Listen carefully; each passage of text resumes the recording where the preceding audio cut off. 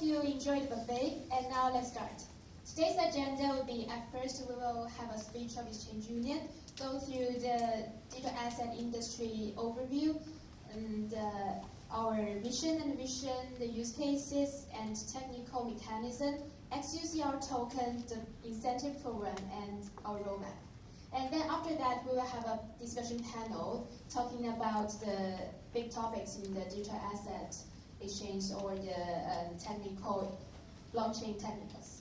So after that, you can enjoy the free time, the networking. And then let me introduce the guests we invited to the panel. So CEO and co-founder of Hers, Andrew Lee.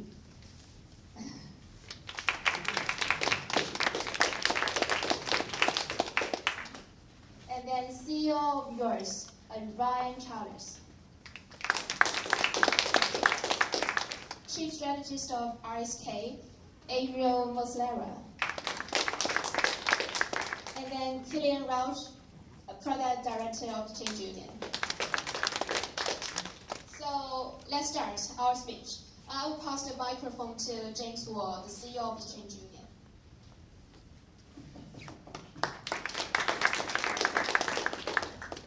Hi everyone, how are you? Good. Okay, today I'm going to share with you a little bit about our project and our mission and vision, and then Killian will give some more details about the technology behind it and also the use cases.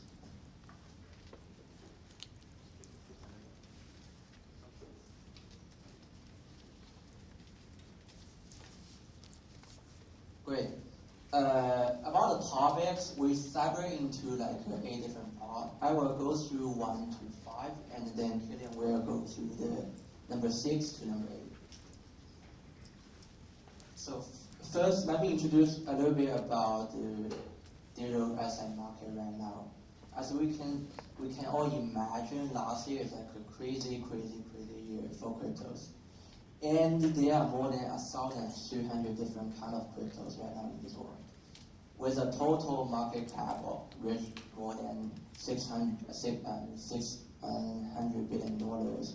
And the trading volume is $44 billion a day, which is crazy.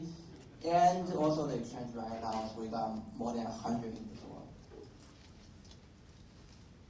And when we go through all the exchange, because we also run a business doing marketing called Digital Finance Group.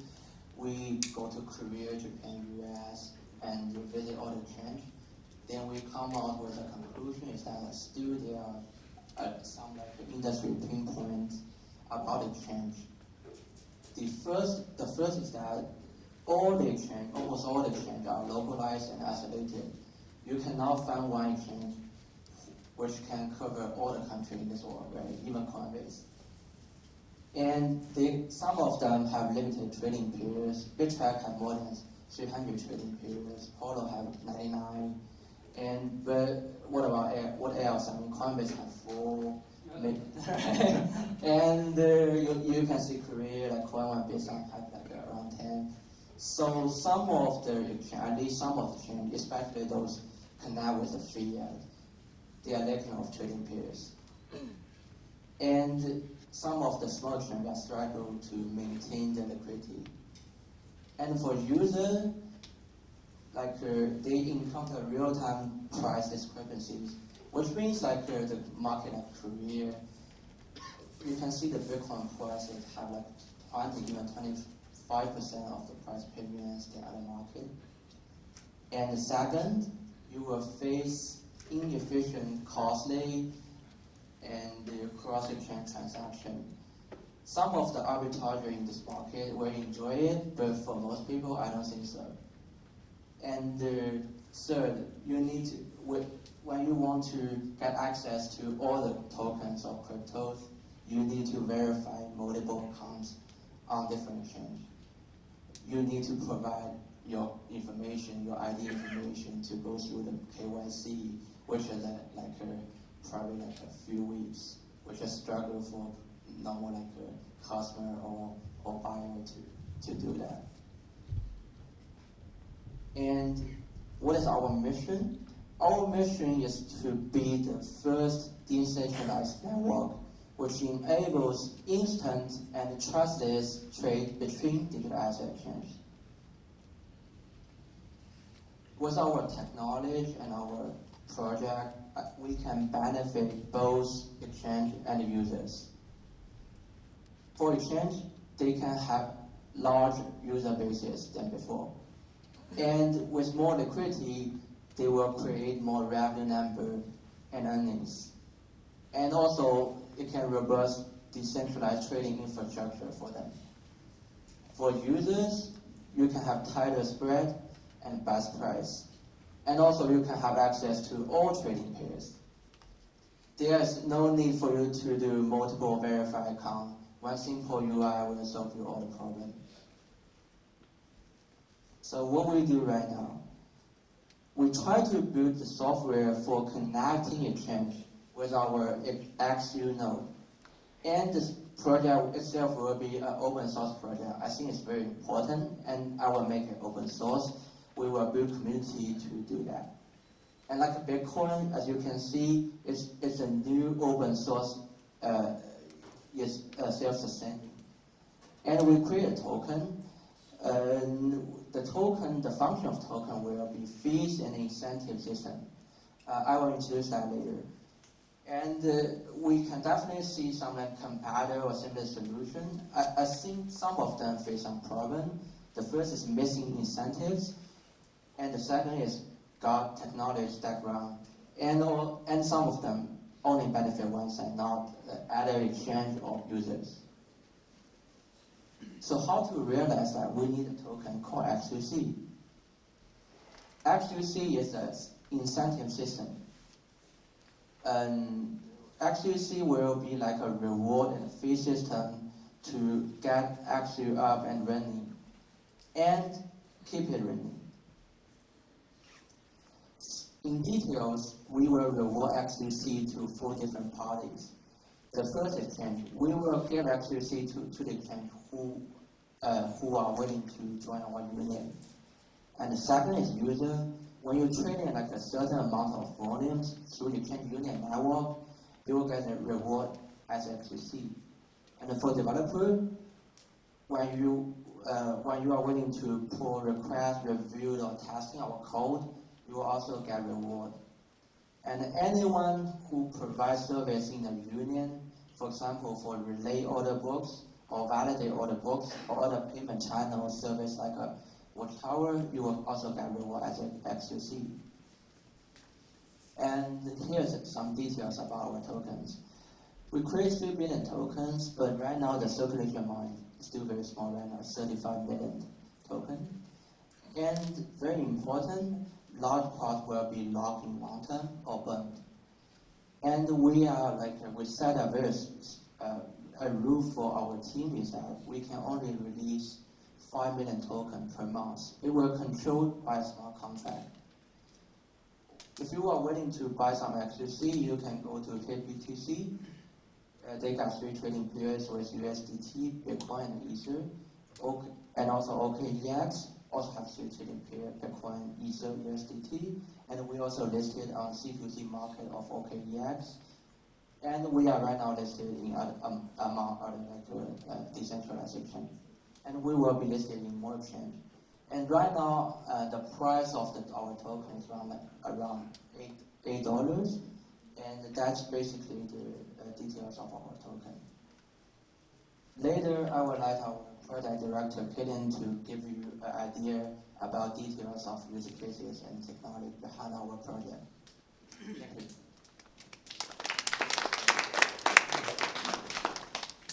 Hey guys. So now the more practical part, so how does all that work? So let's start with the use case. So how does that thing look in practice? So we have Alice, as usual. Alice is a user of Exchange A. And Exchange A is part of Exchange Union, of course. And in Exchange Union, we have another 3 exchanges, B, C, and D. And all of them have different locally traded currency pairs. Like James introduced, like Bittrex has a couple of more trading pairs. Coinbase might have not that many. Right. So Alice has already BTC and ETC. But now she wants to buy 10 LTC. So how does it work? She sits on her Exchange A UI on her interface and enters, for example, a market order saying, buy 10 LTC using my ETC. And then Exchange A, through the XU node, finds the best price among the exchanges which are part of the exchange union. In this case, Bob on Exchange C. So Bob is willing to trade 10 LTC for 20 ETC. And what happens next is crucial. In the next moment, real 20 ETC get transferred from Alice's wallet in Exchange A directly into Bob's wallet in Exchange C, and real 10 LTC get transferred from C to A into Alice's wallet in real time. The order completed successfully, and Alice can see her 10 LTC in her portfolio. How does that work technically? We basically have three key technologies. Number one, payment channels. Payment channels are the very technology that make the transfer that we just saw instant. Number two, atomic swaps. Atomic swaps make the trade that we just saw trustless, meaning the Exchange A and the Exchange C don't have to trust each other. And number three, decentralized order books. So this is the technology how Alice even knows that the order of Bob exists. So we're connecting the buyers and the sellers. Small recap. At the moment, it's already possible to transfer value between two exchanges, and I guess a lot of you guys are actually doing that already. So how do we do that at the moment? Via a public blockchain. For example, here we have the public Litecoin blockchain. This comes with some drawbacks. Usually you have to wait a couple of minutes until your transaction confirms, then even a couple of confirmations until the exchange actually recognizes your deposit. And in the case of Bitcoin, for example, at peak times you also have to pay a very high fee to do so. And the drawback is also you have to have an account on Exchange B. So you have to have a verified KYC account on Exchange B. Why is that not ideal? Because that's how blockchains work, right? Blockchains work like a little bit, it can be compared to a soccer arena in the 90s. So when someone had to get a message in the soccer arena in the 90s, basically the loudspeaker would just like broadcast this message to everyone, because there was simply no way to direct the message to one specific person. Everyone had to know, everyone was knowing about this message. So that's how blockchains work nowadays. Everyone knows that my transaction happened, everyone has to look at it, to validate it, and that's also the reason why it's slow and expensive. Payment channels. I manage payment channels. Who of you knows what payment channels actually are? Who has heard about it? Quite a few? Okay. Who has heard about the Lightning Network? Even more. Okay. Good news. We're talking about the Lightning Network. So payment channels are actually, we're talking about the Lightning Network or the Raiden Network. That's how it's called on Ethereum. Lightning is on Litecoin, on Bitcoin, and some other Bitcoin-based blockchains. In general, payment channels are kind of an old idea, so even in some old email that obviously somehow came from Satoshi, I think to Mike Horn or so, it kind of describes already the basic principle of payment channels. Satoshi called it at the time, I think, high-frequency trades between two parties, and then those two parties can keep updating transactions basically infinitely. That was his basic idea. So not new stuff.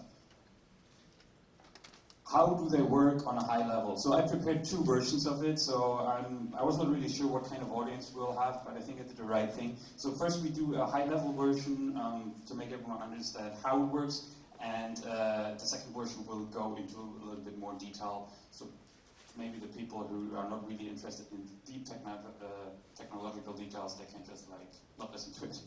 Anyhow, high level first. We have two exchanges, A and B, and in order to open a channel, they create a special wallet. It's controlled by A and B. So all of this wallet is controlled by both of them. And then they go and deposit some LTC into it. In our case here, we have a 100 LTC Exchange A deposits 100 LTC into the special wallet. Exchange B doesn't trust that whole thing, so he decides to not deposit anything into it. And then the magic occurs, and the payment channel is opened. So the special wallet takes track of the balances of each side. So a payment channel basically has balances on one side for A, saying 100 LTC, and a balance on the other side for B, saying 0 LTC. And this now enables Exchange A to send Litecoin LTC in real time to B, like that. And the balance gets updated. And now, a little bit more details how that actually works. So the magic that we talked about is actually a bi-directional payment channel, meaning I can not only send in one direction, but I can send back and forth unlimited times. And the special wallet we have in the middle actually is 2 of 2 multi-sig address, meaning it's controlled by both. So once the coins are in here, it requires both A and B to sign on any transaction that's supposed to happen with the coins in there. And the transaction that's depositing LTC is actually called opening transaction. And in order to do these transactions, what happens is Exchange A generates a secret, Exchange B generates a secret. A secret is basically just a random string that gets created by them, and hashes them. And then sends this hash to the other party. As a reminder, a hash function doesn't contain the secrets. That's a very sense of a hash function, so to speak. If I have the hash of something, I don't know. I have no way to know the actual secret. So the secret is still with them, but the other party now has the hash of the secret. We'll see later why that's useful. And the third thing that is happening is a commitment transaction. So again, Exchange A is sending 1 LTC to Exchange B. And how that looks in detail is like this. A commitment transaction. A commitment transaction is created by A. Part 1 of the commitment transaction actually sends 99 LTC back to A itself. And another transaction is sending 1 LTC to a second multi-sig address using the secret, using the hash of the secret that it got from B before. Here I called it a funky multi-sig address because it has a little bit of special conditions. So this 1 LTC that is now residing in this multi-sig address can be unlocked under 2 conditions.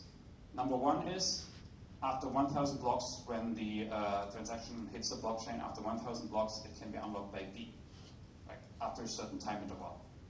Or by A, if it knows the secret of B. Those are the 2 conditions how either A or B can get this 1 LTC that is now in this address. Then A wraps it up, this whole thing that we just saw, those 2 parts, wraps it up into a commitment transaction and sends it over to B. B does exactly the same thing but mirrored and sends it over to A. That's how it looks like. The commitment transactions are now on both on each side, they exchange them, so B's commitment transaction is with A, and A's commitment transaction is with B. So theoretically speaking, now both could go and just broadcast these transactions on the blockchain. But they don't do that. So they keep the transactions, they don't hit the blockchain. Instead, they go back to the original funding transaction, the opening transaction, and sign it and record this one on the blockchain. So this is the very last step of the opening mechanism, is that both parties, A and B, together sign the opening transaction, which records the 2 deposits into the special wallet. And that's how a payment channel is actually open. So it's slightly more complex to actually open the payment channel, but the good news is all of this is already implemented, it's already out there, it's already working, right? So this is nothing we thought of or we came up with. This is already open source code that is already out there. All right, and now those 2 guys can continue sending these Litecoins back and forth in real time. Networked latency real time. Like that means how fast the internet connection between those 2 guys is, that's how fast they can send Litecoin to each other, which is great, which is much faster than, I think it's 2.5 minutes of Litecoin at the moment. So yeah. Okay, there are a couple of characteristics of payment channels. Actually, payment channels, you might have noticed it, there's a lot of stuff happening that actually never hits the blockchain. So payment channels are actually a layer 2 solution, meaning they are built on top of public blockchains, like, for example, like or Bitcoin or even Ethereum. Built on top of public blockchains because they inherit the full security of the underlying blockchain. So the transactions that we just saw, the Litecoin flowing back and forth between the two exchanges in real time, is as secure as it would be happening on the underlying blockchain. In short, this is because at any given point of time, both of the guys could just broadcast the current state of the channel on the blockchain, and everyone would get back the corresponding funds. Right? That's the methodology, right? So it could broadcast at any point of time. That's why it is secure. But they don't do it because that keeps the channel open, and they can continue sending the transactions. So I listened to a talk of Raul from Lightning Labs yesterday. So he called actually the underlying blockchain a dispute mediation system.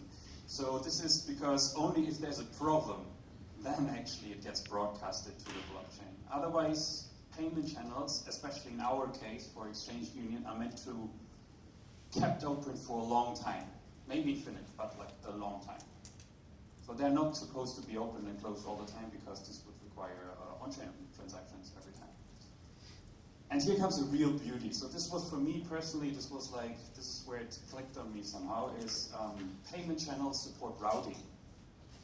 Meaning we have our 4 exchanges again, and this is how they are connected. So this is the payment channel network topography. And now we have C and A, where Alice and Bob are sitting, and they want to do a trade. But the problem is they don't have a direct payment channel with each other, not open yet.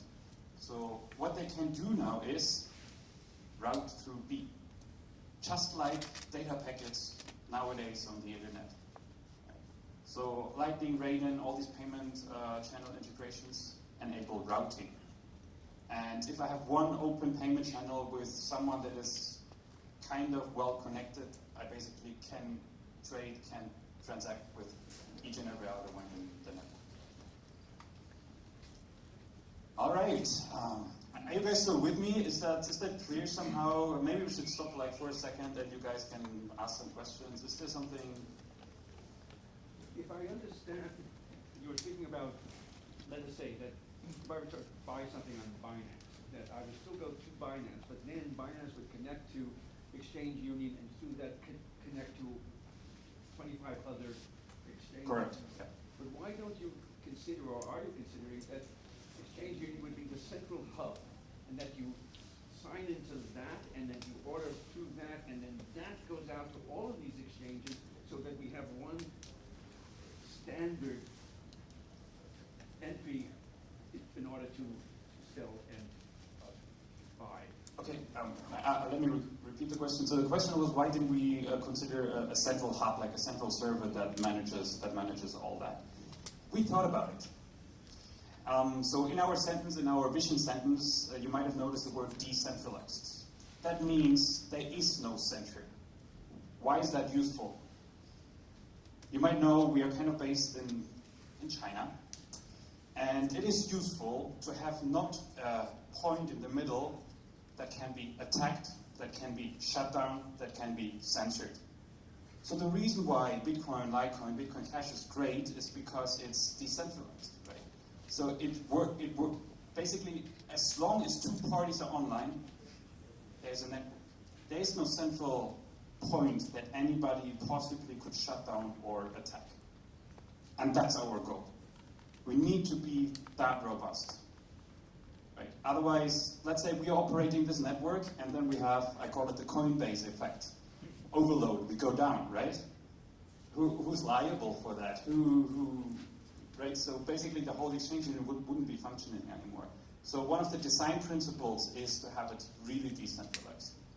Which makes stuff technology-wise hard, like really hard to do. These are all technologies. We will talk about other. So payment channels, maybe a quick side note. Payment channels, like for example, the Lightning Network is now for the first time since a couple of days or weeks now, the first time used on the mainnet. This is nothing that is around since a long while. This is now happening. Right? And we will see later on our roadmap why we need still a couple of months in order to do that, because we are just right there where this is possible now. Thank you. It's obvious. Yeah. But then the question, I'm sorry, is that it then will be beholden for Binance to, as if all of the other channels were hard drives, that it would know that even though it doesn't have a certain coin pair in its database, that it will immediately know that where it is. Yes. Where it is, and that it I'll come to that later. I will come to that later. Yeah. I'm glad you thought of all these things. So if I was to take a message out of some of the structure that's put there, is there an inference here that ICOs might in fact become initial channel offerings? Let me think about that. Initial channel. Wait, okay. Channels always exist on a specific chain, right? So for example here, this is like an overview. It looks complex, but I will go through in a second. So basically a payment channel exists for one specific coin, for one specific chain, so to speak. So we have a payment channel, for example, here on the Ethereum Classic chain. We have a channel on the LTC chain. So it's always bound to the underlying blockchain, to the underlying coin. So if there's a new coin that somehow intends to have payment channels, it needs to have its own blockchain and needs to have its own payment channel integration. It's kind of not possible that there is a new coin on top of existing public blockchains. Does that somehow answer your question? So there is no way to just issue new payment channels with some sort of new token. I don't think that works. I agree, but the new token part isn't necessary. In its purest form, participation in the channel is a kind of its own venture in a way.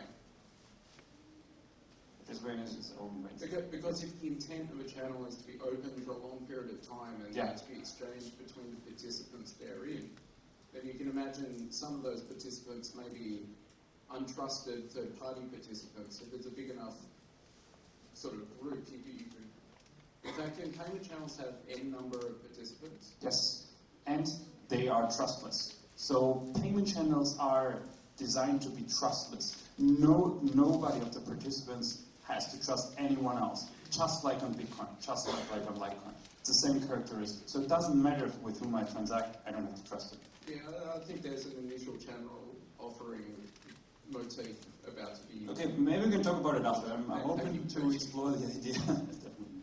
Okay. Sorry? So, yeah. let me try to understand this. So this is like mesh technology. If one channel goes down, another channel will pick it up. Like if I want to send money to C, but I have to go to B, and B is down. And now suddenly B disappears. Great news, we have D. So there are certain requirements. So for example, the payment channels have a volume. So if I want to send, for example, a super large payment, like, I don't know, like 100 LTC through B to D, then the payment channel volume of D between A and D has to have minimum as well 100 LTC. So there are certain requirements. But in general, yes, if someone goes down, just like on the internet, your payment gets rerouted via another route. It automatically searches. So may I assume that you will not have the problem of either Kraken or Coinbase, that you're more reliable, whereby you are up most of the time? Yes, unless more than one channel is down. Yeah, exactly. So it's not really us being up. It's all the exchanges, the individual exchanges operating our software, which are up and running, right? So it is, as long as there are two of them up and running, our network is up and running. Exactly. So the advantage of having this decentralized, not a central hub that can go down, the advantage of this design is if someone goes down, well, we still have all the other guys that are still up and running and connected. Okay. Let's maybe shift it to the end, so we can wrap it up in the end. We have like a Q&A part. Okay, so routing, very important. If if you think a little bit further, this is so with blockchain. In my personal opinion, with blockchain, we are kind of at the layer 1 level now, and now the layer 2 solutions, in future even layer 3 and 4 will be coming up that will enable totally new stuff what we can do with our coins on blockchains.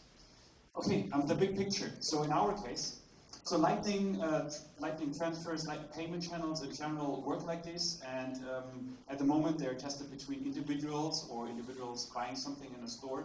In our case, of course, it's between exchanges. So this is how the big picture looks like. We have an exchange A that is running an XU node, in this case Alice's, and we have an exchange B running an XU node, Bob's exchange, and they're connected via payment channels here in the Litecoin blockchain and another payment channel on the Ethereum Classic blockchain.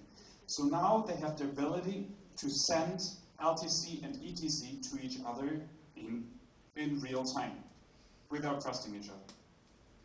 What is missing? What is missing now for a trustless trade to happen? Who is preventing, very concrete, who is preventing B to just run away after receiving 10 LTC from exchange A? After receiving it, just, oh, thank you, bye-bye, I'm gone, and I will never send you the 20 ETC back. So a trade always consists of two parts, of two transactions. And this is where atomic swaps come in. So atomic swaps enable the trustless exchange of two different assets, without any middleman, without any escrow service, by guaranteeing the atomicity of an exchange of a trade. Atomicity of a trade, yeah. Atomicity of a trade. That means either both sides of a trade happen, 10 LTC go there and 20 ETC come back, or none of it happens. So atomic swaps are a construct that basically tie them together and say either both happen or none. And the technology they are using is called hash time lock contracts, or short HTLCs. And now it gets a little bit nasty. How do they work? We have exchange A is generating a secret again, is hashing the secret and embedding it into a transaction of the 10 LTC and puts it into a lockbox. Imagine it like a box, like something you will lock something in a box. And the lockbox has special conditions.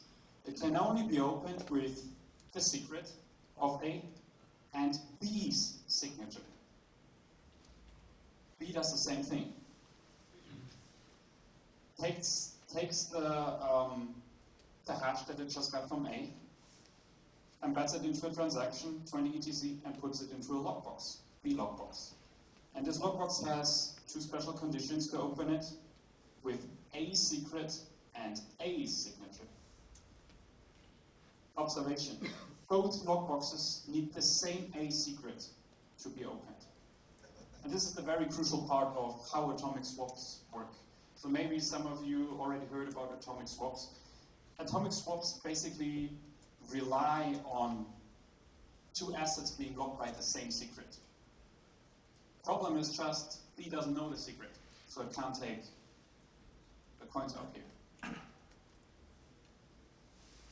But now A wants to get its 20 ETC. So we're in a state here, both 10 LTC got locked into A lockbox, 20 ETC got locked into the B lockbox, and now the trade has to continue. So A wants to get 20 ETC and exchange B wants to get the 10 LTC. So in order to get its 20 ETC, A has to reveal the secret that it created before, sign it, and then it can redeem it. Exchange B is like, thank you for telling me the secret. And now I know A secret, and I can also go and sign the secret and get my 10 LTC. So the very crucial element of atomic swaps is that they use the same secret to lock the assets into a lockbox. And both have their money. And just a little side note, and of course this construct takes care if something goes wrong, people are unresponsive, there is like a time lock interval where both parties get their money back in case something goes sideways. Was that understandable? So atomic swaps are a pretty cool thing. They enable two parties to exchange something without having to trust each other. This was not possible, this was not possible before. Before we always needed somehow a middleman that we both kind of trust in order to exchange value. I guess some of you already have used like escrow services, right? So like a couple of years ago, I bought a lot of domains. I always had to use an escrow service to put money in there, wait until they get the out code, and then the escrow service releases the money. So there was simply no construct like this existing yet. Now we have atomic swaps. Okay, and also two side notes. Payment channels, number one, our key technology. Atomic swaps, number two of our key technologies. They already exist. They're already out there. They're already running. This is nothing we came up with. This is not our invention. They're already out there and they are open source. So payment channels in the form of the Lightning Network and the Radiant Network on Lightning. And atomic swaps, basically, all decentralized exchanges that you saw before that James introduced, they're using atomic swaps every day. Right? They're already using them. Okay, that was a question? Maybe I didn't quite follow this. If A puts money in B's lockbox and B puts money in A's lockbox, would A just take the money out of... They put it both in their own lockbox. So A puts it in A lockbox and B puts it in B lockbox. And later on, they take it out of the other's lockbox. Okay, just thanks. Quick question. Yeah. So you said the secret has to be the same. Yes. So how do both parties end up with the same secret? So it's actually not a secret, it's the hash. So the amazing thing about the hash function is, so let's maybe quickly go back. So this is a very good question. So A creates a secret, it's called A secret, and then it hashes that secret and embeds it in the transaction. By embedding it into the transaction, B knows about the hash, but it doesn't know the secret, only the hash. And again, the very characteristic of a hash function is I have the hash function, but there's no way that I can go back and know the secret. Yeah. So it's the hash. All right, third key technology, decentralized order books. This is something that's pretty new, that's not really out there and not really working yet. That's something we will do. And quickly, let's go through how it works. So we have our 4 exchanges again, and they all run the XU node, of course. And the XU node maintains a local order book. So all of them have a copy of the global order book, so to speak. We have a little bit of intelligence in there. So for example, if B is not really interested in these orders, it can just skip them and not subscribe to them. But basically, all of them are seeing one global order book. At the moment, using order book as a like blockchain is a hyperledger. Are you using order book in place of the word ledger? order book in terms of what you see nowadays on exchanges. Order book is like what you see on your Kraken, on your GDAX, on your Gemini, right? So this is like, it's an order book exchange. So this is it's got nothing to do with blockchain, nothing to do with coins. This is pure order book information, like the order book on your exchange. Coinbase doesn't have an order book, so that's a bad example, but all the other ones, apart from Coinbase, are kind of order book exchanges. So you see an order book, you see who's buying, who's selling, how much, for what price. That's an order book, right? So we are sharing this order book information across Exchange Union. Okay? Okay. So at the moment we have one buy order only in there, and that's it. Now someone on Exchange C wants to sell 5 BTC for 10 Zcash. And then this new order gets propagated in a multicast, similar multicast-like propagation mechanism through whole Exchange Union, and every exchange updates the local order book. Right. That also means now exchanges can match orders locally via their local order book. And again, you guys see there is no central party, no central server in the middle that maintains somehow a global order book. It's locally on each exchange. Okay, this sounds kind of easy, but actually in practice, I think we are already facing some issues. but we are working on it. So one crucial part is actually that cancelled orders, so all updates are continuously getting propagated through Exchange Unit. So if you imagine it like there's continuously flowing updated order book information to all other peers, and they're continuously updating their local order books. And this is where X2C comes into play. So if I don't have a direct connection, again, to an exchange, I have to get my order forwarded. So if I'm offering, saying, hey, I'm running an XUnode and I'm forwarding an order, I can take a small, super tiny fee in the form of X2C for it. And if I want my order to get forwarded, I have to pay an X2C for it. Right? So it's providing a service and using the service. Also, these orders get signed by each XUnode to know where they're coming from and to know where they're from. And what was the last one? And once an order is matched, basically on an exchange, there will be another quick information exchange to know how to actually route the payment to the destination, to the exchange. Okay, summary. This was a little bit dense now, so I'm aware of that. So let's quickly go through what Exchange Union does, what it is. So key message: we are decentralized. Nothing is central. There are no central servers, and we are open source and thus free. Our technology consists of 3 key parts. First one is payment channels, which makes our trades instant. The second one are atomic swaps, which make them trustless. I don't have to trust the other party. And we have our decentralized order books, which connect the buyers and the sellers, meaning the users of different exchanges with each other.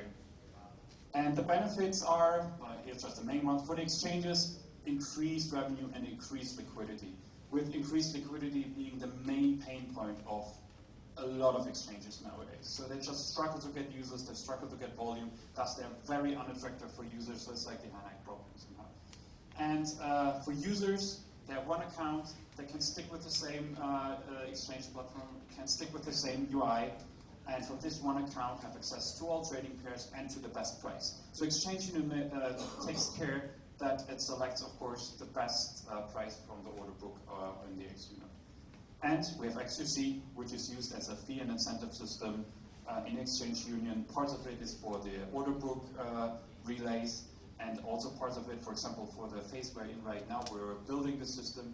We are rewarding developers directly. So if you're a developer and you're you're issuing a pull request on our GitHub, you just include, not very elegant at the moment, you just include your address over there, and we will, after review and after merging it in, will reward you directly with X2C for your contribution. Where are we? This is our roadmap, and our next milestone is to release some more detailed technical specifications. We already have a draft out there, but it definitely still needs some work, and to really kick off the open source development. So our project is still quite new, but now we're in the phase where we're building up an open source community. That's the very reason why we're having events like this, to spread the word, to get people interested and onboard them. And so this is planned for Q2. By the end of the year, ideally we have a proof of concept implementation that kind of already does what it's supposed to do, but maybe it's not that stable and that pretty. And in Q2 2019, the mainnet release where this whole thing is supposed to be working with real Bitcoin, real Litecoin, and real exchanges. All right, outlook. Exchange Union, we believe, is kind of infrastructure. So that's also one of the reasons why we open source it. Everyone should be able to use it. And we decided to just target exchanges as a first batch of users, so to speak. Why is that? Because most of the people are using exchanges, centralized exchanges like Coinbase, like Kraken, and nowadays. So all the user base, all the liquidity sits here. But our end game definitely is individuals. What does that mean? That means you, everyone, could directly run an XUnode, maybe by not even knowing that it's an XUnode, maybe it's a nice app on your mobile phone called something more attracting. That you can directly trade on Exchange Union, directly trade with everyone else without a central party, without the need for going through an exchange platform. So there's also a reason why we are targeting exchanges first is because it will take a while until this technology is mature enough and also easy enough to use for individuals directly. This is something you don't want to give a retail trader for now. It's too complex. And also, it's like a good base for new products. So imagine wallets which directly have some sort of XUnode integrated and can directly swap coins without the need for some, let's say, shapeshift or I shouldn't name names, without some central service to actually swap the coins. Or for example, a merchant POS terminal. I'm an operator of a gas station, and I have this terminal here in form of some sort of computer, and Exchange Union Node is directly running on this thing, and I can accept all sorts of coins, but get it settled in Bitcoin. So the swap just happens in the background. We are all the users in Exchange Union, and I want to have Bitcoin, so it will get settled in Bitcoin, without the need for any service provider. Okay, one question remaining. Let's maybe one second. I'm done in a minute. How to get involved? We need you. So I hope there's some developers here or some technological interested people over here. So we have a couple of job openings. You can check our website, exchangeunion.com, the job section. For example, open source Lightning and Raiden developers. So we plan to directly, actually we already hired one. We directly contribute to the Lightning open source project, to the Raiden open source project, in order to drive it forward and make it mature enough so that it works for us. And we have a couple of other more generic blockchain developer and cryptographer positions, also product and marketing. So just check it out if you're somehow think you're fit for that. I am very curious. Yeah. Most of the exchanges out there, the UX and the UI suck. I tend to agree. Yes. So I don't hear anything about user testing or research, or because the user interface really matters. Right. Because I would decide upon the user interface whether or not I want to use exchange. And you will do so in future. And that's so as a product director, my question to you is, how much importance do you put in the design? Honestly, the UX. Yeah. Yeah. In future, a lot. Now, none. Why is that? Because we are see us as a backend product for now. We are operated by an exchange. So you are maybe a user of, let's say, Kraken. So Kraken operates. I hate it. I stop using it. I understand. I get so mad, and I'm so disappointed that it's based in San Francisco. Yeah, I know. I want to use it. Let's say you are a user of some more sophisticated exchange, and this more sophisticated exchange is running the XUnode for you. So you as a user are still a user of this exchange. You don't know that Exchange Union is happening in the background. You just see all orders of all other users of all other exchanges in your order book. That's all you see, right? Once we're in phase 2 and we're targeting the individuals directly, once our technology is mature enough, then we can talk about UI and UX. For now, we leave all the UI, UX, all the user management, all KYC and this funny stuff, we leave it with the exchanges. Right? Does that answer the question? I think you can check also on our website whether you want like our UI or not. Probably you can give some feedback to us if you want. So actually, UI-wise, you could judge my presentation, for example, right? So it's more about like education and getting people understand what we do. That's currently the UI and UX what we are doing. But unfortunately, we are not user-oriented just yet. But we will be in the second phase. I understand, but being a engineer whisperer is that when you are architecting, the back-end design will impact whatever that you hope to do in the future for your UX. Yes, that's true. So the earlier you integrate UX into your back-end, the better. Sometimes you want to integrate later, like, oh, maybe next year I'm going to concentrate on design, but then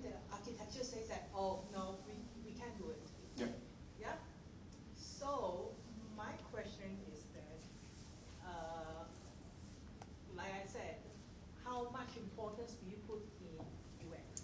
Because as a back-end person, you probably say that, oh, let me build the foundation first. Then I put in the pretty windows and doors. Right. Yeah. For now, it's more about pretty APIs, I guess. So APIs that are nice to use by the exchanges. So our users are the exchanges, right? So we're building everything for the exchanges right now.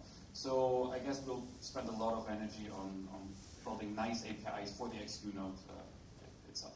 Let me quickly finish, then we can go into Q&A. So actually, there's only one part left.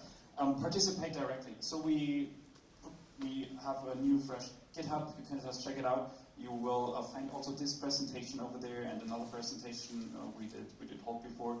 So in general, we open source everything what we do, and we will put it here on github.com/exchangeunion. Will be also somehow on the website somehow. We have a Telegram group. Also, that's not correct. It's also called Exchange Union. Forget the coin in the end.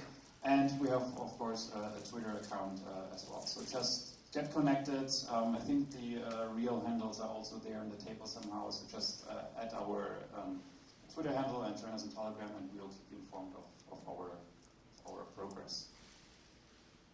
All right, last slide. Let's shape the way we exchange digital assets in future. Let's make it decentralized, and let's make decentralization work. That's it from my side, and now we have time for questions.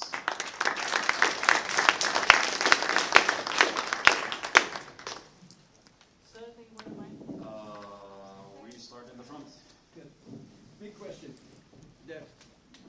One nightmare that's necessary is to be able to keep track, to track all of the purchases, sales of your portfolios.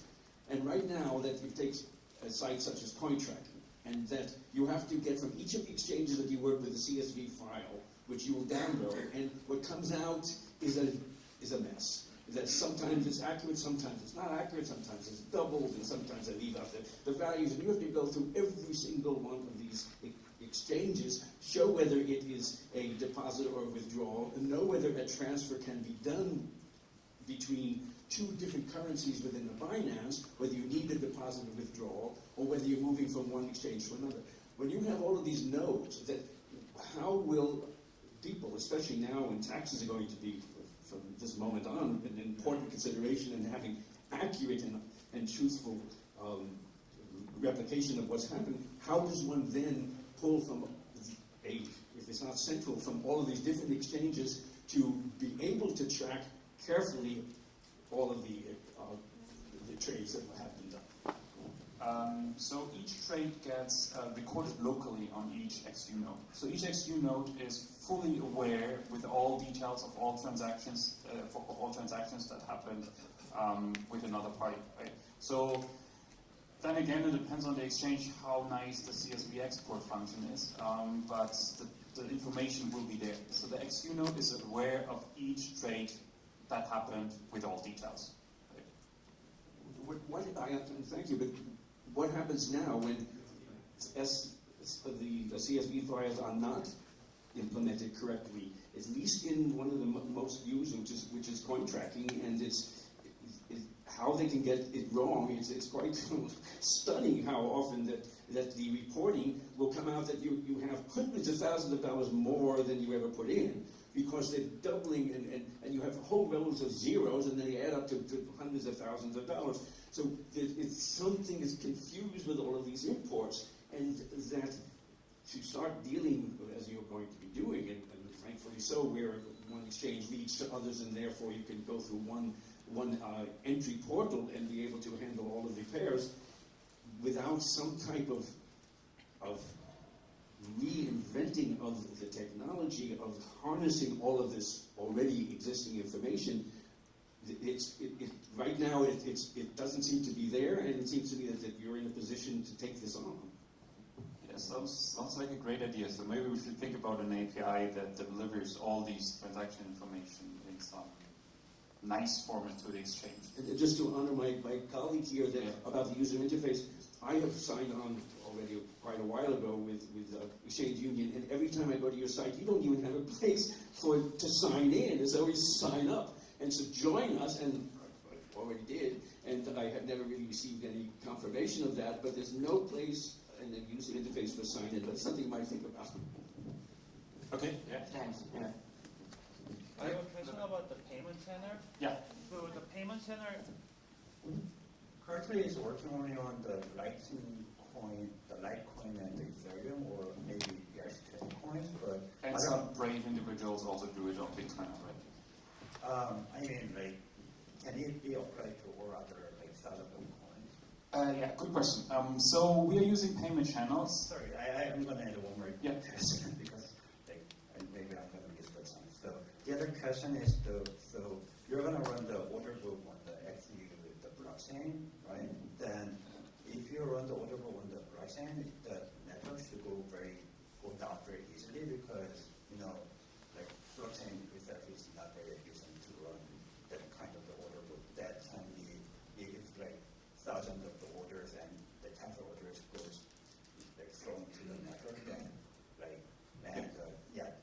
and how are you gonna deal with it? deal with the heavy network? Okay, question number one, just repetition again, was payment channels. How do we deal with like all these new coins, like I don't know, like Quantum, or I don't know, like a lot of new coins? And so yes, we are limited to blockchains, to coins that have some sort of payment channel technology live. At the moment, this is Bitcoin, Litecoin, Bitcoin, all these Bitcoin-based chains, and it is Ethereum. Yeah. So Ethereum already got micro-Raiden live, so it will still take a while until the real Raiden is live and we can properly use it with us. But the good thing is, Ethereum includes all ERC20 tokens, which captures like the vast majority of CoinMarketCap. Right? There are some coins which have their own blockchain which don't have payment channel technology live yet, and yes, we cannot use them. Nevertheless, we are convinced that payment channels are a viable scaling solution, and we believe that most chains, the important chains, will continue adopting payment channel technology. So yes, we are limited to them, but we are already capturing a larger part of the current currencies out there, and we also believe that the rest will keep up with that. And I also think that when you see our roadmap, the timeline is to match our proprietary technology behind the payment channel. As you can see, here we will finish our testnet release on Q1 next year. Q2 next year will be the mainnet release. So the timeline, I think, will be match those kind of like technology progress of payment channels. Yeah. So we also kind of we're dependent on the Lightning Network to be live and stable and secure. So we're kind of depending on their development cycle, and we believe until the end of the year that's a good time for example, for Lightning to be live. What is the technology usable. stack? What is the tech stack? The tech stack. Yeah. Are you what program languages are you using to build this thing? All right. Okay, I'm a product guy, so I'm not 100%. I can tell you like exactly which language, but in general, we are using a wrapper technology, right? So we have, for example, the Lightning daemons. There are Bitcoin daemons. There are Litecoin daemons. We don't touch them, so we use them as is, right? So we don't want to, as I said before, we don't want to reinvent the wheel somehow. There's already great open source technology out there, so we will reuse it. So we will use the original, for example, LND, the original Bitcoin, the original Litecoin daemons, and so on and so forth. So our technology will basically be wrapping all these other technologies and make them work together. Which language that be, I'll leave that to the programmers, to be honest. Like they will choose. LND, for example, is written in Go. Bitcoin is written in C++. So there is not really, from our side, a language to choose. A lot of other technologies as well. Can you miss the second question? Second question Second was... question is how do you run the order book on the blockchain? Exactly. Good question. We are not running it on the blockchain. So order book we're currently exploring actually two options how to do that. One of them is actually in the payment channels themselves. So for example, Raiden got a quite interesting way how you can exchange information in order for payment, but it's quite convenient because we are having these order relay fees, so we could actually do it directly in the payment channel, or even just outside the payment channel, just a regular information exchange. But it's definitely not happening on the blockchain because it would be too slow, it would be overkill, this doesn't make much sense like you just highlighted as well. So order books themselves are just a piece of information. And now it's just about how we exchange this information between the exchanges. So once the then does it mean like order books are running on a separate network, and once the maker and taker are matched, then that transaction goes into the blockchain?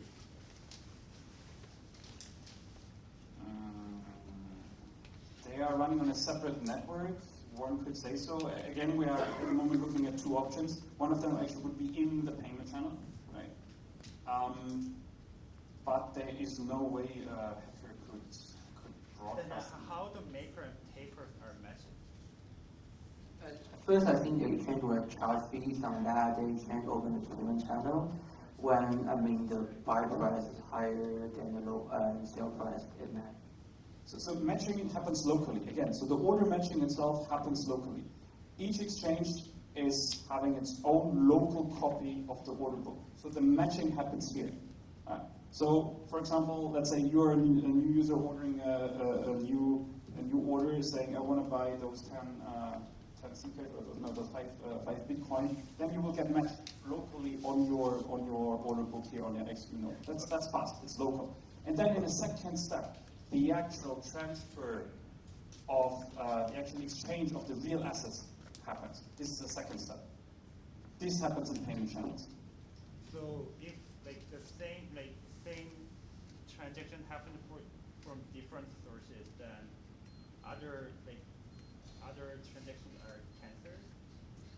Yeah, you're talking about race conditions, right? So if a couple of people are racing for the same order, that happens every day, right? That happens on centralized exchanges every day as well. So yes, first come, first serve, right? So the first actual transfer that hits this, whatever the order is on exchange, see, whoever comes first and fills this order gets the order. The other ones get cancelled and bounce back. Okay, I think this is the last question. We can have other questions later when we are finished the panels.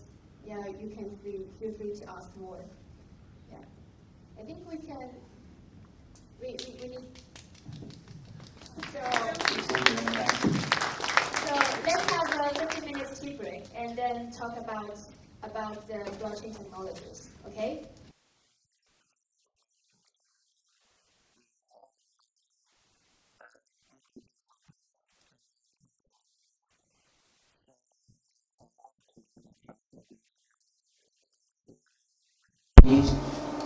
Yeah, let's go ahead and discuss about it.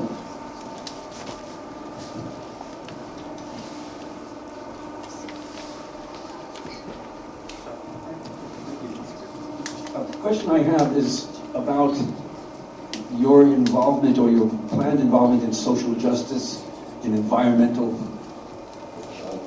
in saving the environment, in the poor, in the hungry, in the destitute, in the wars. A company, in my opinion, that is not somehow committed to that is not in some way where we have to be. Go ahead and answer that one. So, first of all, let me explain who I am briefly and what our platform is. So, my name is Ryan X. Charles, CEO of yours.org. Our platform is a social platform where people can create and discover content with an integrated cryptocurrency micropayment system. And we believe that what we're working on is pretty important because we get people paid for creating and discovering content on the internet. We are trying to create opportunities for people to earn money on the internet. Now, with respect to, I'll give you an example. So we have a small number of users from Venezuela. And Venezuela is undergoing this sort of continuous hyperinflation in the country, and some people in Venezuela are using cryptocurrency as a way to sort of solve their economic problem. And now we're not very big in the Spanish-speaking world, so I don't want to make it sound like we're really there yet, but that's the type of problem that we think we can solve. We can empower these people to earn money on the internet for doing work, and they're participating in a global economy with everybody else in the world. So that's how we look at that situation. We're trying to create, economic possibilities for those people. So hopefully that works. Beautiful, thank you. Yeah, so my name is Andrew Lee. I'm CEO and co-founder of Purse, which is a consumer marketplace. You can think of it as like Amazon or eBay for cryptocurrencies. I got into the space about 4 or 5 years ago, and I think many of us here on the stage, it's been a while as well. There's a big difference to what cryptocurrencies look like back then versus now. I think a lot of people got into this space for social utility, greater humanity, so on and so forth. What's kind of interesting about this technology, though, is it has a price, right? And the price has certainly been leading utility, global impact, and things like that. And it's not necessarily a bad thing. It gets a lot of attention and capital flowing into the space so that we can work on solving kind of the larger problems. But yeah, in terms of like what impact the cryptocurrencies had, in terms of like social impact, I think we're far from really like realizing it and manifesting some of the original visions. So hi everyone, I'm Ariel. I'm with RSK or Roosstock, as some people know us.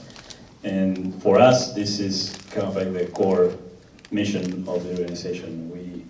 We believe that the blockchain technologies will have a huge impact worldwide, especially in emerging markets, especially in those areas where, as it was said, like Venezuela and some other emerging markets where people are completely excluded from the system.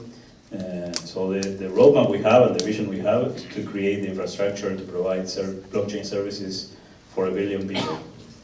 And we expect that most of those 1 billion people will come from emerging markets and places where the lack of infrastructure in general is significant, and we can make a huge impact on that.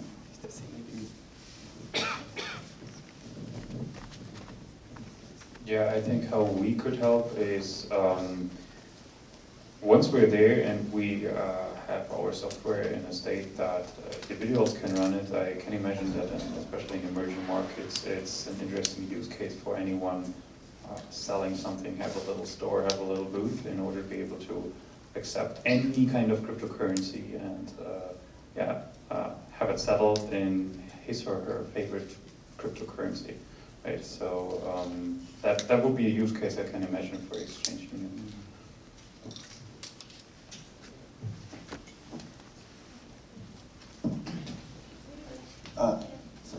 I'd like to ask a question about this new technology adoption speed. The SegWit comes out at Bitcoin, it's really slow adoption, and I imagine like Lightning Network is even more complicated. There's more security concerns. What do you guys think? What's preventing the technology to be adopted? Why companies are hesitating adopting SegWit, or maybe even future in a Lightning Network?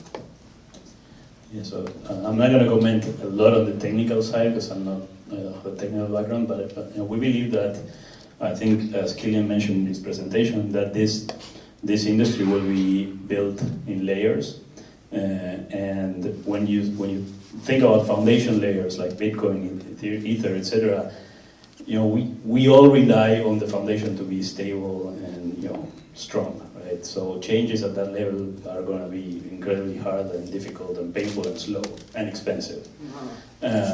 So we totally agree with what was said before, that we're going to start seeing a lot of solutions in layers 2, 3, 4.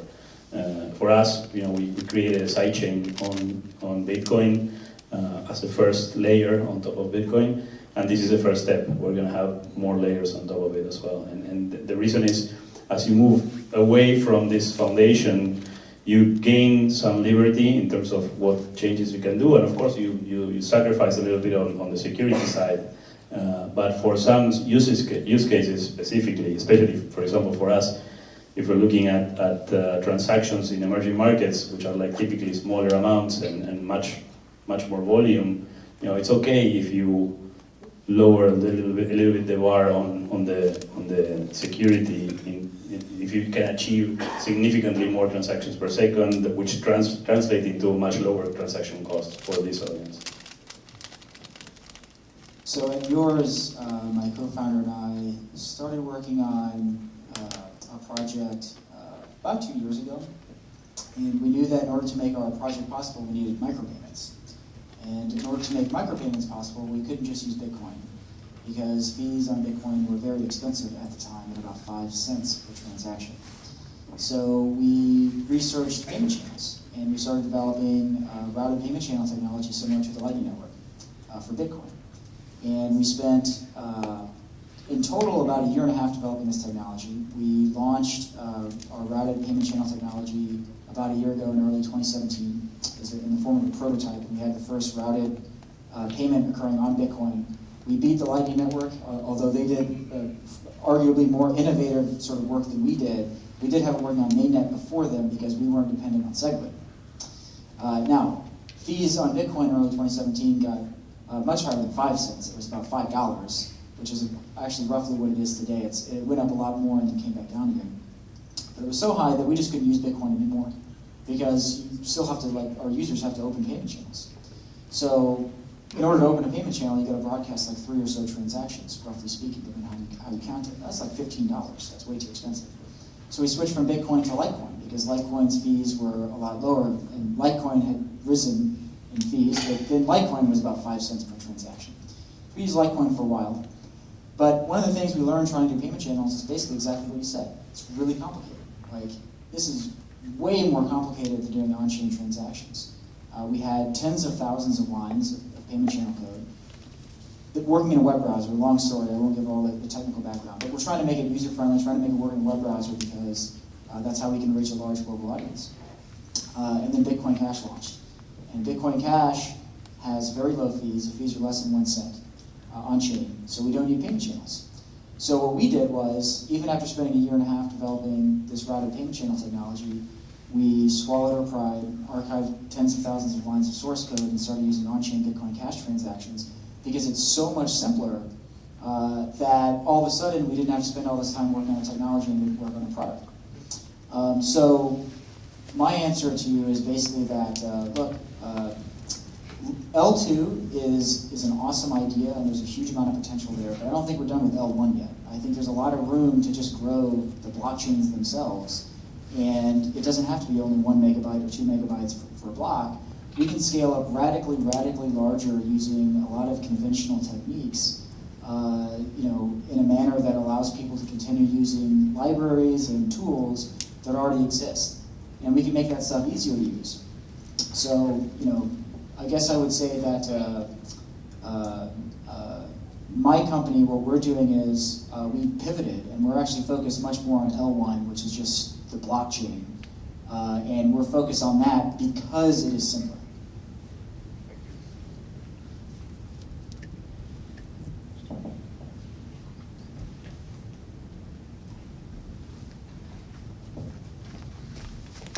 Hi, you talk about Venezuela, right? And my question will be, how do cryptocurrency establish itself as helping an emerging country economically? Where are you from? I'm from Congo. Congo? Yeah. Okay, so you probably experienced hyperinflation and government controls. I'm from Argentina. So Venezuela, we were this close to becoming Venezuela a few years ago. It's very simple. I will tell you the experience in Argentina. Argentina is probably one of the few places in the world where you buy your groceries in installments and you pay your house in cash, like hard cash, literally. It's an economy that is evolving and is getting better, but it's relying on cash, and not even cash, US dollars. I think it's the second or third largest amount of dollars, physical dollars in the world are in Argentina, which is a $40 million people country.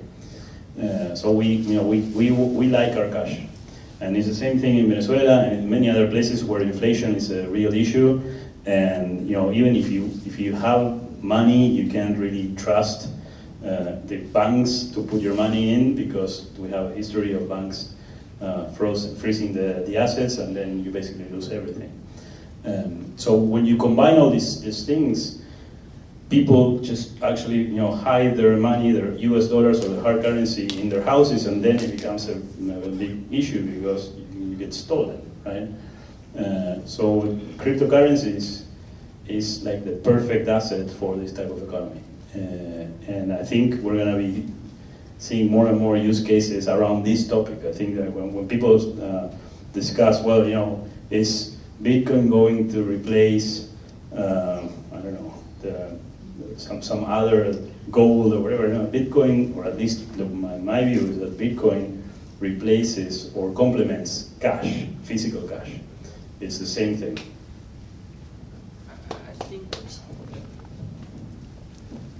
I think the first thing is that about crypto is that it got rules. Behind it is about technology. When you got fear, behind it is about people or about government, right? So at least crypto is better because it has rules which controlled by technology, right? For Bitcoin, it's only 21 million Bitcoin. Yeah, that's at least like you will not face a problem like inflation, the kind of problems. It have values, you can store it, that's the first. And the second, if you got something like a smart contract, you can probably in the future have more real use cases with those kind of like crypto. Which means crypto is somehow like smart money, where fiat is not, right? I just want to add one other, from our sort of complementary point of view. I agree with everything what you guys were saying. But I just to follow up on the woman that was talking earlier about the user experience of the exchanges. So something that we think is very important in our company is let's make something that's extremely easy to use for anyone, anywhere in the world on their phone. So it's all these other properties are extremely true, but also let's solve that problem as well. That this is something that anybody can use because it just makes sense. They can tap buttons and make payments and things like that as easily as they can use Snapchat or Facebook or whatever else. So one more thing is that it's very hard for someone that lives in the United States or in Europe to really grasp the lack of infrastructure in the financial services anywhere in the world. And even China today is like much more advanced than many other places. But you go to Africa, you go to Latin America, you go to Southeast Asia. Southeast Asia is getting closer to the rest of Asia. It's 60-70% of the population in Latin America are under or unbanked.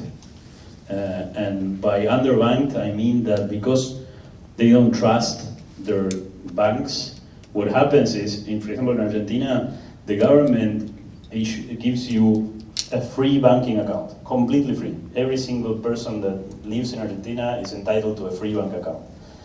And even with that, and even with your salary being paid by a check in your bank, what people do is they go to the bank on the first of the month and they take all their cash. And this is in a country that has more than 30% annual inflation, which is mind-blowing, because instead of keeping it in the bank and at least not losing against that inflation, you risk losing that 30% just to keep your cash under your control. Yeah,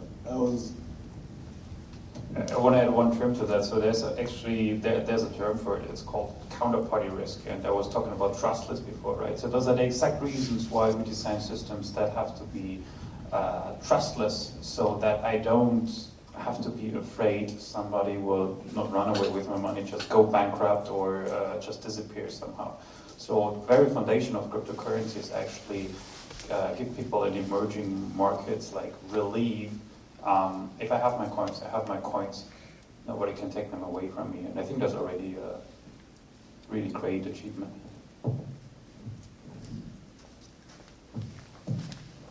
So, if you would indulge me, I have two-part questions. One is, primarily technical, focused on your product, and an associated question after you answer that would be probably interested for people interested in partnering with you from a regulatory aspect. So for the technical question, so typically payment channels are in the simplified atomic swap and lightning network scenarios open between like users or user and an institution. But in your case, are the payment channels purely being opened in between the two exchanges? Yes. Okay. So the user does not need to put in more than whatever they want to trade with. 99% of the users won't even know. Okay. So, and clarify that, given that today a big issue is going to an exchange that's probably Korea for arbitrage or whatever reasons, there is capital controls to get some money back. Even in crypto, it would be limited to very much small amount converted to Korean currency. So given that now with global liquidity pool and much more increased transfers of assets across, do you see a challenge coming up in international regulation where they would say you have too much liquidity moving across international borders? Have you guys considered that, and would the party responsible to comply with regulations be the exchange or exchange union who's doing a lot of these transfers? Good news, the exchange. It's not us. So that's actually something we really considered hard. That we are not. We cannot be Coinbase and comply with local law of like 30 plus, 100 plus jurisdictions is simply not possible. So controlling the outflow, the amount, controlling what's going on with the users completely stays with the exchanges. Right? So, and also already nowadays it's already possible perfectly possible to transfer assets from one exchange, from one country to another country via public blockchain. We just have a new technology that makes it faster, so to speak. Right? So no, we're not liable, the exchanges, because the exchanges run the technology. We built the technology. So potentially increased transfers of assets between will not violate whatever the potentially, yeah. I think when you transfer a Bitcoin to another person, probably you'll transfer that too, right? So that should be a problem of regulations. And with capital control, probably some countries have static policy toward cryptos. They'll ban crypto exchange, so there will be no exchange in that place. So that's also not a problem for us. One side note, I mean, an exchange works like in the airport, right? You have as many planes that are flying in are usually leaving as well. Otherwise, you will end up either with no planes or with tons of planes in the airport. So when we're doing trades, when one exchange is doing trades with another exchange, there's something coming back. So yes, there's a lot of volume going on, but like in terms of really capital leaving, this is always something. I remember interesting meetings with China regulators and to make them understand. So this is something that a country or like a regulator has to understand, that there's simply volume going on, but this is not necessarily capital leaving the country. One regulatory aspect I'm sort of worried about is whether entities like you be considered like a pseudo payment network, because you are allowing capital to move across. Right. It might be a matter of maybe another metaphor. Imagine us being Bitcoin. Right. So we are a company, but what we're doing is developing an open source software. Right. So we are developing software. This is not per se a product, and we are not taking a price for it, so we're not selling it. So we imagine us like being Bitcoin. So yes, Bitcoin is liable for all of that. So yes, Exchange Union, the XUNO is also liable for all of that. So basically every Bitcoin core developer should be sued at some point, right? So this is kind of the analogy. As a potential partner of technology like this, I was thinking about this. Yeah, definitely.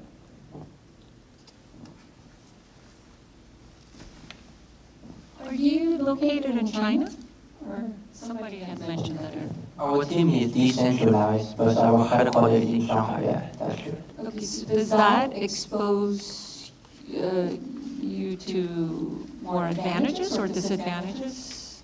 Just the location, because I don't understand it. I don't think it affects our business because we didn't do anything violate the Chinese policy of Chinese government, so I don't think it affects our business.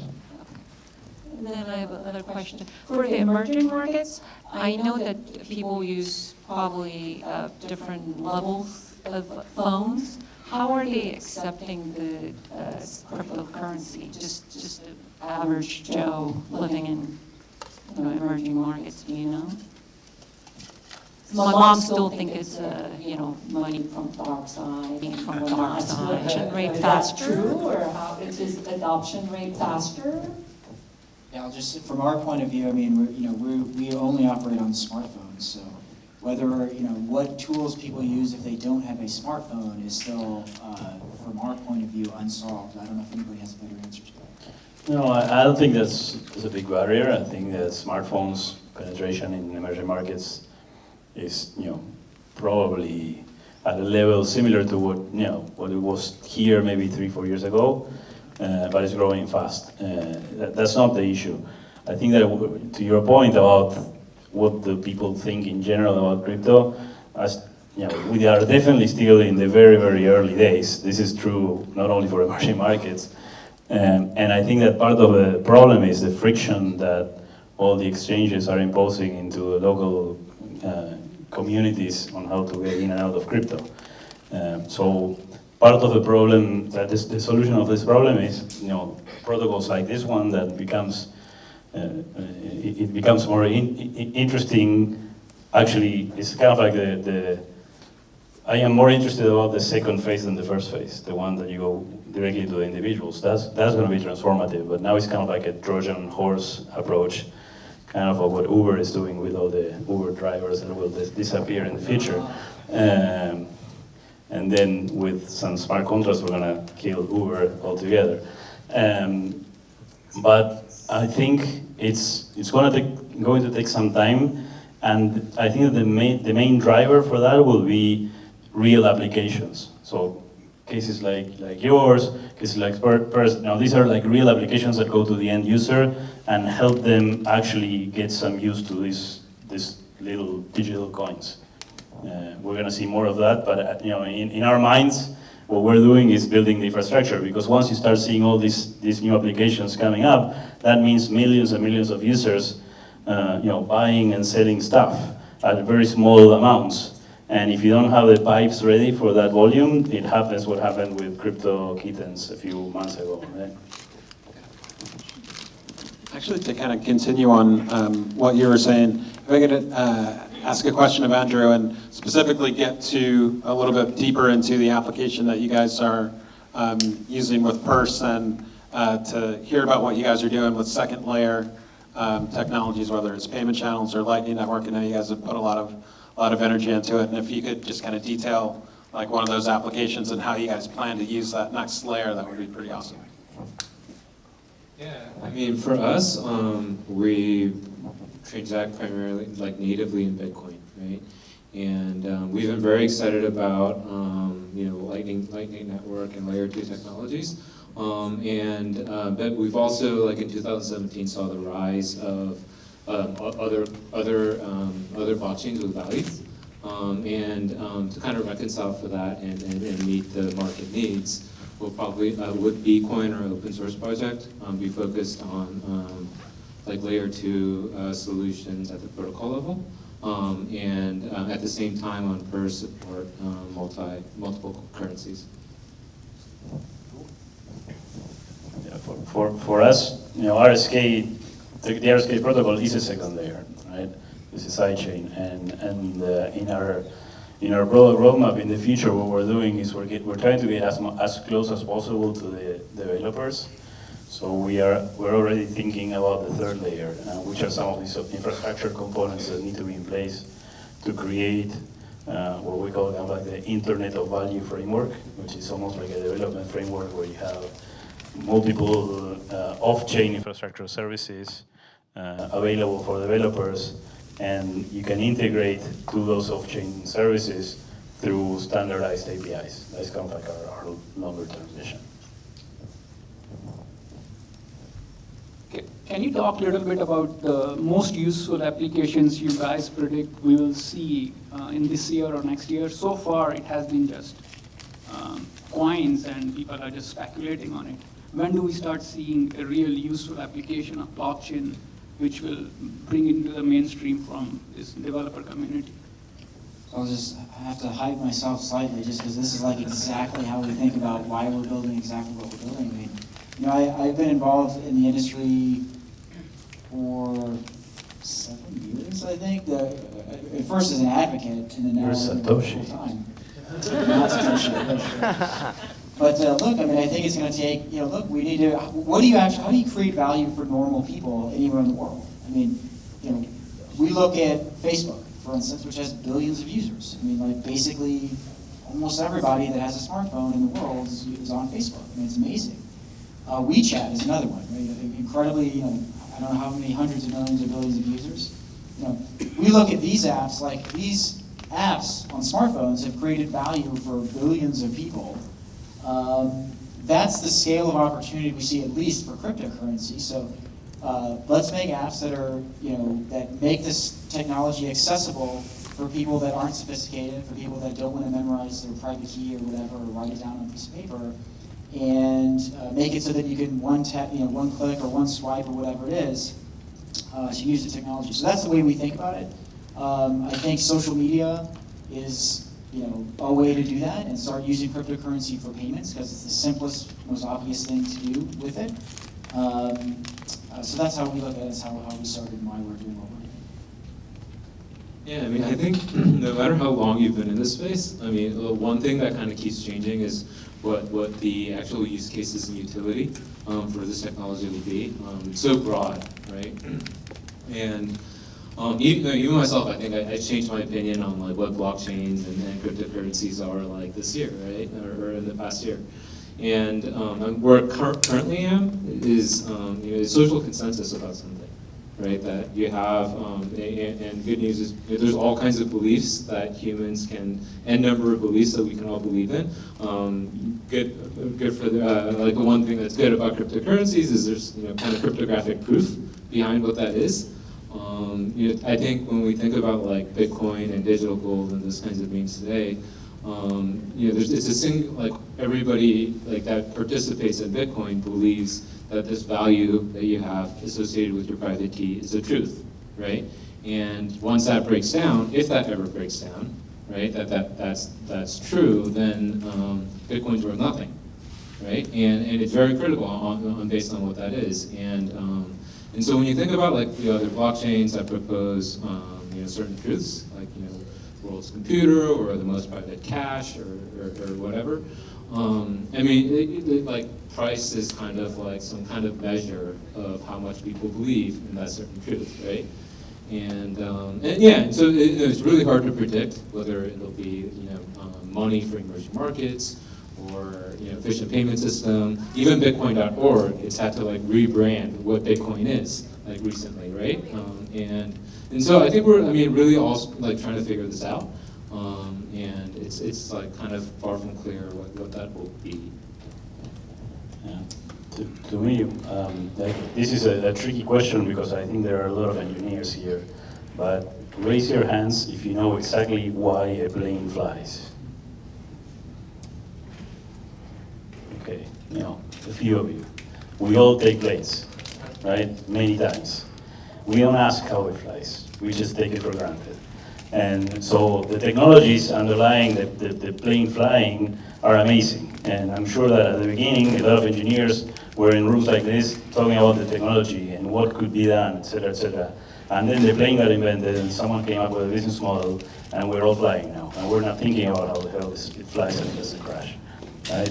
I think that is the next phase on this. We need to stop talking about the technology and we need to start talking about real solutions, real use cases. In my mind, again, with the theme of billion people underbanked, unbanked, for us, financial inclusion is a big thing. And in order to achieve that, the killer application will be to be able to scale payments technologies to a point where the transaction cost is insignificant. That's where you make, a big impact. Yes, small add-on. So I kind of agree with Ryan actually. So I think it will be happening on mobile phones, to be more specific. So maybe we can share a little bit the experience we're having. We're living in China usually, and I think it's sometimes a little bit hard to imagine what the example of the WeChat, what it does in China. This is really hard to imagine if you're not living there and you're seeing it every day. So this is really transformed like a nation of the size of 1.4 billion, that your everyday life, no matter when you have to transact some sort of value, you would do it through this mobile app. Everyone, like really everyone accepts WeChat payment. Right? There's no way you cannot buy your banana on the street and this girl won't take WeChat. She will, 100%. So I think like this will be the major breakthrough for cryptocurrencies if once we have a mobile app that somehow achieves this ease of use and somehow the acceptance rate for everyday payments, this is how we will get there. Just another small example from a project I was doing before. So sorry for you guys that were expecting a little bit more consumer-facing product today, right? Totally fair feedback. So we are back-end technology, so that might have been... Am I in trouble now? Yeah, no, totally not. So it's definitely the consumer products that will revolutionize it. So what is a very positive fact is now that a lot of people now know about it. So since 2017, a lot of people at least have heard about it, and they start going on the internet and digging themselves and finding out about it. And there are new mobile apps coming out making like payments really easy. For example, what I tried to do before is just that you can send money to a phone number, right? So that you don't need Bitcoin addresses anymore. Just substitute it with something that people understand, that's already there, that I already have. So once more and more apps come out, I'm pretty sure there will be one of them that will be a major breakthrough. Well, I think blockchain technology right now is like similar to the early stage internet, and they will probably acting like a similar path in the future. At first, people don't care about it, don't know about it. Then more people realize it and start to pour money into it. It causes somehow like a bubble. Then people calm down. Either the secondary market collapse or at least people calm down. Then we have the real use cases. So the company who can survive the crash of the market will be the real winner in the future. So I think we are right now in probably the stage 2, when we face probably a collapse either this year or next year. Probably not, but at least people calm down about it. Those companies have the chance to become the real use cases like the Amazon, Facebook in the future. Yeah, one last comment on what you were saying is that we shouldn't forget that these micropayments, there are already solutions that are not blockchain based that are incredibly efficient. So sometimes I feel that us as an industry are a little guilty of having a solution looking for a problem. I think we still need to come out. I mean, in my mind, Ethereum's killer app has been the ICO so far. It should be different, and I think we're going to get there. It's just we kind of need to work together as an industry to come up with some real massive use cases.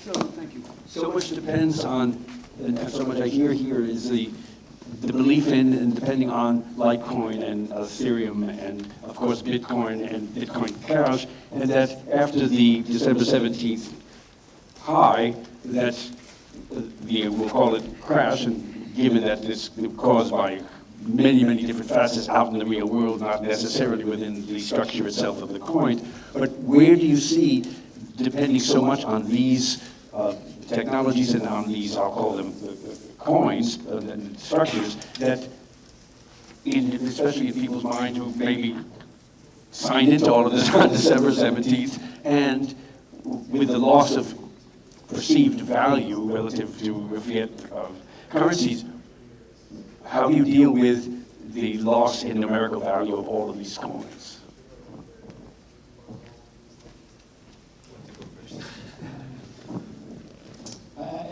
you know, I think it's sad that people bought in. The hype was so ridiculous.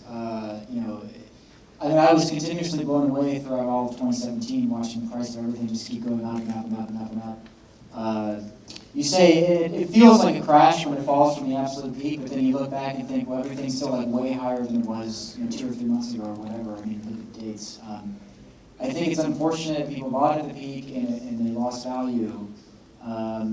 But whoever does that, like if you actually bought a huge amount at the absolute peak or something like that, are you being responsible? Like, no offense if somebody did do that, but I mean, invest wisely.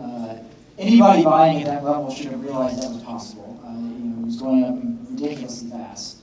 I'm still bullish on the whole industry long term. I mean, the way I think about it is, I'm prepared for 90% value loss at any time if that were, because this happened in the history of Bitcoin. It could happen again. But look, if you see the potential of this technology long term, the relatively speaking minor correction we have just seen just doesn't mean anything in the big picture. I agree with Ryan. I think let's imagine you buy Bitcoin 3 years ago at 2013 when the policy in China came out. You buy like at $1,000 and the price crashed to $200. When you decide to sell it, then you lose like 80% of your money, right? But if you decide to hold it right now, it's probably 10x, more than 10x right now. So yeah, if you believe in the industry in long term, you should hold it. I think there will be another peak probably 5 or 10 years later, right? Yeah. Do you find actually, I think maybe it's the last questions about in the panel, and the meetup is like almost finished. But if you have other questions need to ask, you can feel free to ask later. Okay, and yeah, or on the internet, whatever. So feel free to grab more food or chatting with each other. Like enjoy the networking time. And so thank you very much. Thank you all of you to attend here and enjoy all the meetup. Thank you so much.